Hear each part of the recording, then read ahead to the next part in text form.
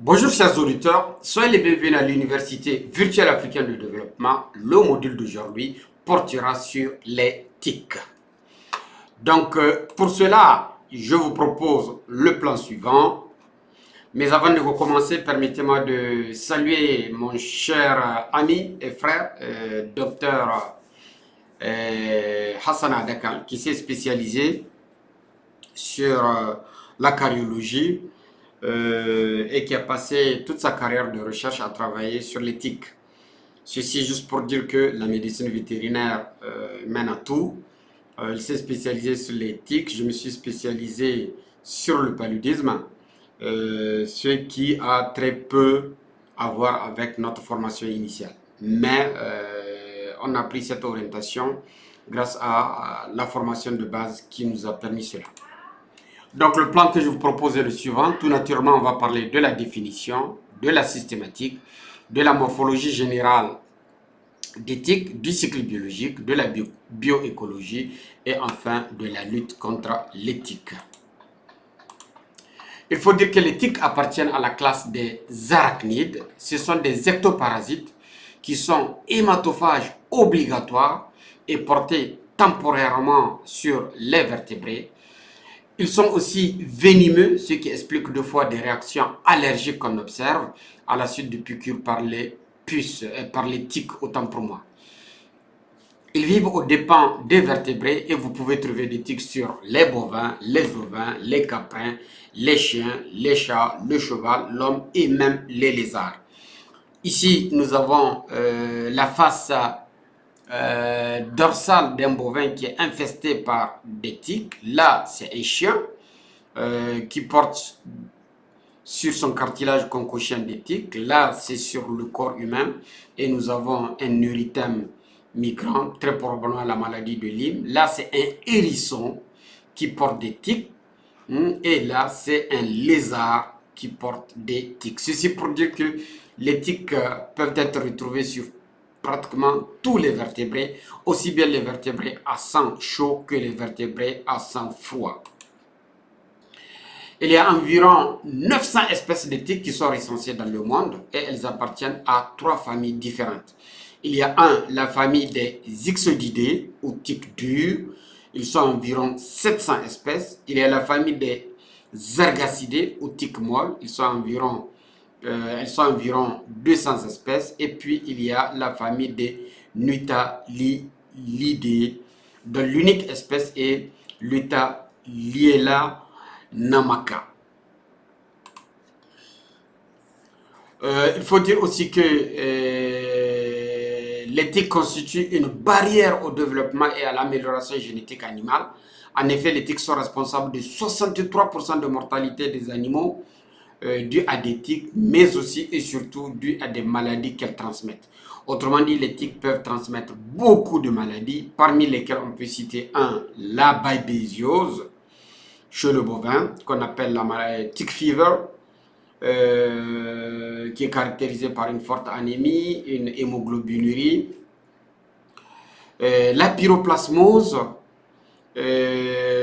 canine, qu'on appelle aussi la babésiose du chien, la thailériose chez le bovin, la trypanosomose animale, qu'on peut retrouver aussi bien chez le bovin, chez les camélins, chez les chevaux, l'anaplasmose, l'ehrlichiose, la borréliose de Lyme ou l'érythème migrant chez l'homme, la fièvre du Crimée-Congo et enfin les rickettsioses qui sont des bactéries transmises par des tiques. Donc vous voyez toute la panoplie de maladies qui peuvent être transmises par des tiques. Ce qui montre aussi l'intérêt et que les tiques peuvent constituer un axe de recherche parce que cela permet rapidement de mettre en évidence son rôle de vecteur dans la transmission de pas mal de pathologies. Là, nous avons quelques illustrations. Là, nous avons un étalement mince dans le cadre d'un sujet atteint de babésiose. Et vous voyez les babésias qui sont dans les globules rouges. Là, c'est un étalement dans le cadre de la pyroplasmose. Et vous voyez bien d'un point de vue morphologique, la pyroplasmose, c'est rien d'autre que la babésiose chez le chien. Ici, c'est chez le chien, c'est CN au lieu de CV. CV, c'est cheval. Là, c'est chez le chien. Là, chez l'anaplasmose, avec des images assez illustratives. Là, c'est des images dans le cadre de la télériose. Et dans ce monocyte, vous constatez les téléria. Là, c'est la trypanosomose animale et nous avons des trypanosomes dans la circulation sanguine. Là, c'est l'Ehrlichiose et nous constatons dans ce polynucléaire la présence d'Ehrlichia. Là, nous avons la borréliose ou la maladie de Lyme et c'est chez un sujet caucasien qui a été piqué par une tique. Là, la tique est en train d'être retirée et vous constatez qu'il y a un erythème. Là, c'est le virus de la fièvre de Crime au Congo. Et enfin, là, nous avons des bactéries, plus précisément des rickettsie, dans le cadre d'une rickettsiose. Après cette définition, on va parler un peu de la systématique. Il faut dire que les tiques font partie du règne animal, de l'embranchement des arthropodes, ils ont les pattes qui sont articulées, de la classe des arachnides et de l'ordre des ixodes. Dans l'ordre des ixodes, vous trouverez la famille des Argacidés, la famille des Nutalilidés, la famille des Ixodidés et puis la famille des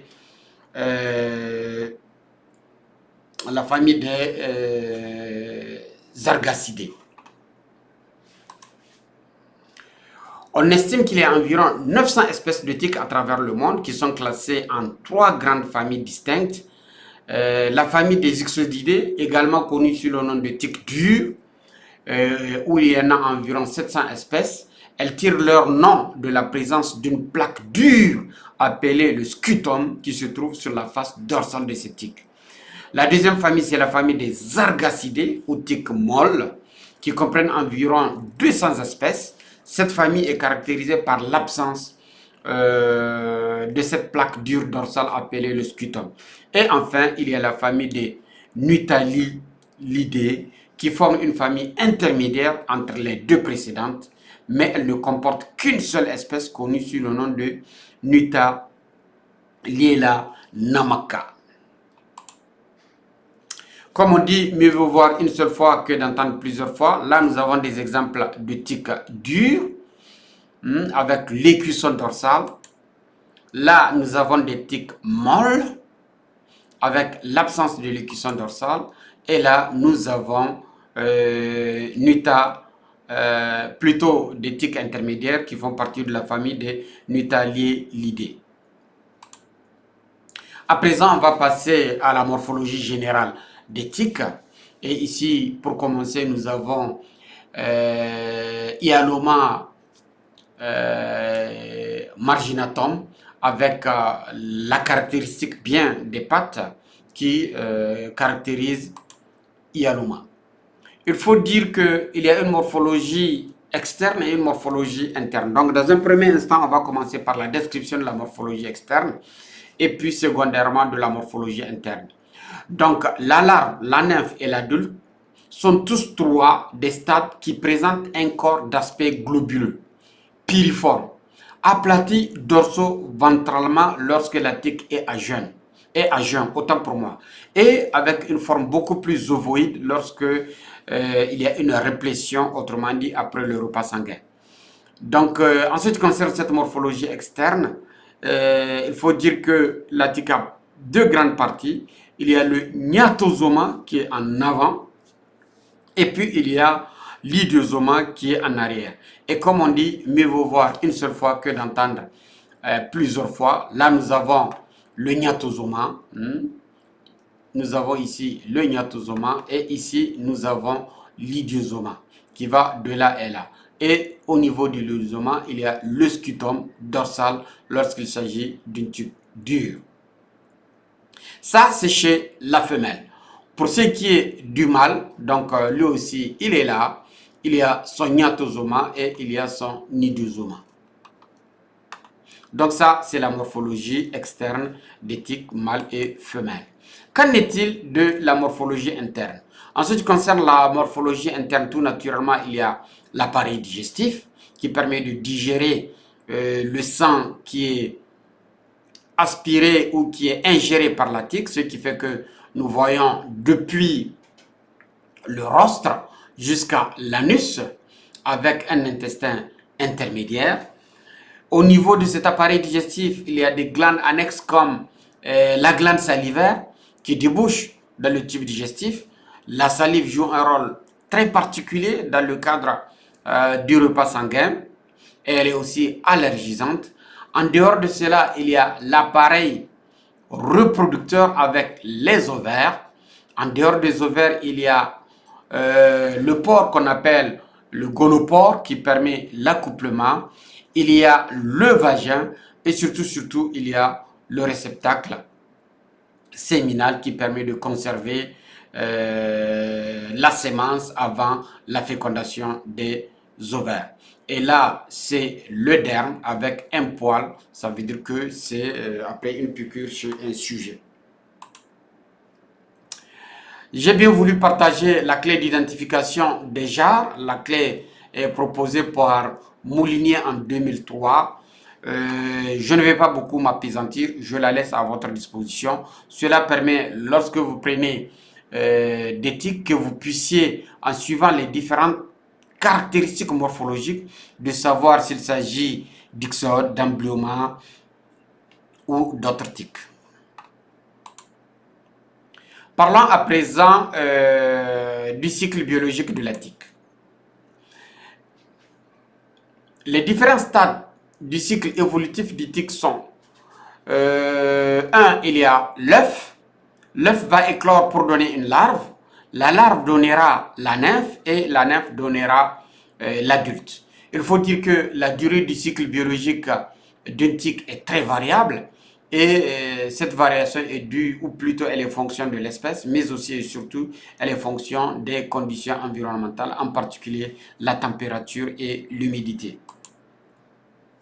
Ici, nous avons la larve. La larve, elle est assez caractéristique. Elle est au fait hexapode, alors que la nymphe et l'adulte sont octopodes. Donc, la larve, elle est très caractéristique. Elle a 3 paires de pattes.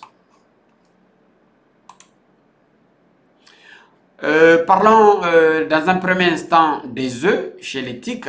Il faut dire que la ponte de l'œuf se fait chez toutes les espèces au sol.